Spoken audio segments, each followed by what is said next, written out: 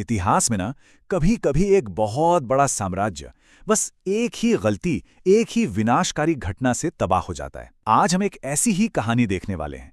ये कहानी है 18वीं सदी के ताकतवर मुगल साम्राज्य की, जिसे एक हमले ने जड़ से हिलाकर रख दिया। पर यह सिर्फ एक लड़ाई की कहानी नहीं है, नहीं, ये कहानी है लापरवाही की, घमंड की और एक ऐसे धोखे की जिसने दिल्ली को घुटनों पर ला दिया था।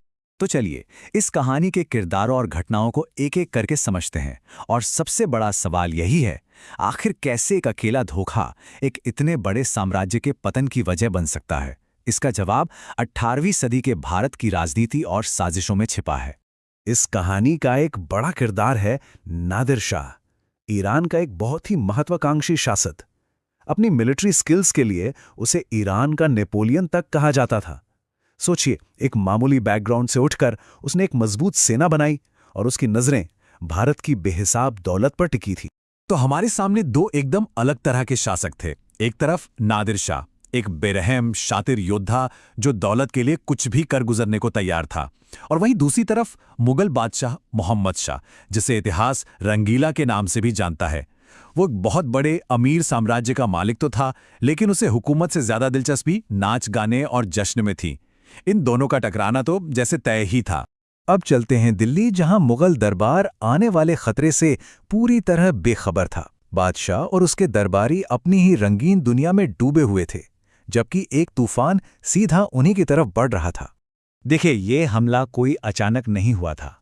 नादिर शाह की सेना जैसे जैसे आगे बढ़ रही थी, उसकी खबरें लगातार दिल्ली पहुंच रही थीं। पहली चेतावनी तब आई जब वो पंजाब के पास था, फिर दूसरी जब उसने पंजाब पार कर लिया, और आखिरी चेतावनी तो तब पहुंची जब वो दिल्ली के दरवाजे पर दस्तक दे रहा था। लेकिन बादशाह मोहम्मद शाह रंगीला पर इन चेतावनियों का कोई असर नहीं हो रहा था। कहते हैं कि वो अक्सर नशे में धुत रहता था और हर खबर को बस एक ही बात कहकर टाल देता, अभी दिल्ली दूर है। ये उस वक्त के मुगल दरबार की एक दर्दनाक हकीकत थी, जहां खतरे को कोई गंभीरता से ले ही नहीं रहा था। जब नादिर शाह की फौज दिल्ली के बिल्कुल करीब पहुंच गई, तब जाकर बादशाह को होश आया, या शायद नहीं। कहते हैं कि वो नशे में उठा, लड़ने का नाटक करते हुए अपनी तलवार निकाली और लड़खड़ाकर वहीं फर्श पर गिर पड़ा। ये एक छोटी सी घटना उस वक्त मुगल साम्राज्य की कमजोर हालत को बताने के लिए काफी है। आखिरकार मुगल सेना को नींद से जागना ही पड़ा। करनाल के मैदान में उनका सामना हुआ नादिर शाह की सेना से। ये लड़ाई मुगल साम्राज्य के लिए एक टर्निंग पॉइंट साबित हुई, और शायद उसके ताबूत में पहली कील भी। यकीन करना मुश्किल है, लेकिन जिस विशाल मुगल सेना का कभी डंका बजता था, उसे नादिर शाह की छोटी लेकिन अनुशासित सेना ने सिर्फ 3 घंटों में हरा दिया। जी हां, सिर्फ 3 घंटे, और एक महान साम्राज्य का सैन्य गौरव मिट्टी में मिल गया।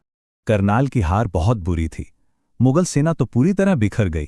उनके कमांडर इन चीफ खाने दौरान लड़ाई में मारे गए, और उनके एक बहुत बड़े मंत्री सआदत खान को बंदी बना लिया गया।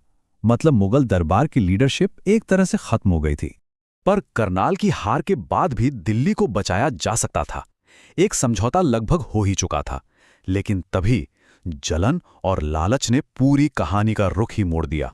हालात को संभालने के लिए मुगल साम्राज्य के सबसे अनुभवी स्टेट्समैन में से एक निजाम उल मुल्क आगे आए। उन्होंने नादिर शाह से बात की और उसे वापस लौटने के लिए मना भी लिया। एक शांति का समझौता लगभग तय था। इस समझौते की कीमत तय हुई 50 लाख रुपए। ये रकम बहुत बड़ी थी, पर दिल्ली की दौलत और इज्जत के सामने कुछ भी नहीं थी। ये एक ऐसा सौदा था जो मुगलों के लिए बहुत फायदेमंद था। लेकिन यहीं पर कहानी ने एक बहुत बुरा मोड़ लिया। जो मंत्री बंदी बनाया गया था, सआदत खान, वो अपने पॉलिटिकल दुश्मन निजाम उल मुल्क की इस कामयाबी से जल उठा। उसे ये बर्दाश्त नहीं हुआ कि निजाम को इस समझौते का क्रेडिट मिले, और उसने नादिर शाह के कान भरने शुरू कर दिए। सआदत खान ने नादिर शाह को एक लालच दिया। उसने कहा, ये 50 लाख तो कुछ भी नहीं है, तुम दिल्ली चलो, मैं तुम्हें वहां से 2 करोड़ रुपए दिलवाऊंगा। 2 करोड़? ये पिछले समझौते से 4 गुना ज्यादा था। नादिर शाह के लिए तो यह फैसला लेना बहुत आसान था, और बस इसी एक धोखे ने दिल्ली की किस्मत लिख दी। सआदत खान के लालच और जलन का नतीजा दिल्ली के लिए एक कयामत बनकर आया। नादिर शाह अपनी सेना लेकर दिल्ली की ओर बढ़ा, और फिर शहर पर वो कहर टूटा जो इतिहास में हमेशा के लिए दर्ज हो गया। नादिर शाह की फौज ने दिल्ली में घुसते ही कत्लेआम मचा दिया। कई दिनों तक शहर की गलियों में खून खराबा और लूटपाट होती रही। हजारों बेगुनाह लोग मारे गए। ये सिर्फ दौलत की लूट नहीं थी, ये मुगल साम्राज्य की इज्जत की लूट थी।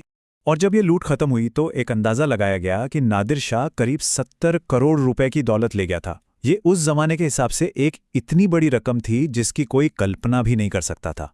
इस लूट में भारत की दो सबसे कीमती धरोहरें भी हमेशा के लिए चली गईं। एक तो शाहजहां का बनवाया हुआ मशहूर तख्ते ताउस यानी मयूर सिंहासन, और दूसरा दुनिया का सबसे मशहूर हीरा कोहिनूर। ये सिर्फ खजाने नहीं थे, ये मुगल ताकत की निशानियां थीं। इस हमले ने मुगल साम्राज्य को एक ऐसा जख्म दिया जिससे वो फिर कभी उभर ही नहीं पाया। तो अब देखते हैं कि इस कहानी के किरदारों और खुद साम्राज्य का आखिर हुआ क्या। और सादत खां, जिसने ये सब शुरू किया था, उसका क्या हुआ? जब उसने अपनी वजह से हुई तबाही को अपनी आंखों से देखा तो वो शर्म और अपराध बोध से इतना भर गया कि उसने जहर खाकर खुदकुशी कर ली। 1739 का ये हमला मुगल साम्राज्य के लिए एक कातिलाना हमला साबित हुआ। इसने सिर्फ दौलत ही नहीं छीनी, बल्कि उनकी ताकत और उनकी इज्जत को हमेशा हमेशा के लिए खत्म कर दिया। असल में उनके पतन की असली और आखिरी शुरुआत यहीं से हुई। ये कहानी हमें एक बात साफ साफ याद दिलाती है कि कैसे एक लापरवाह शासक और एक जलने वाले दरबारी के गलत फैसले एक महान साम्राज्य को भी तबाह कर सकते हैं।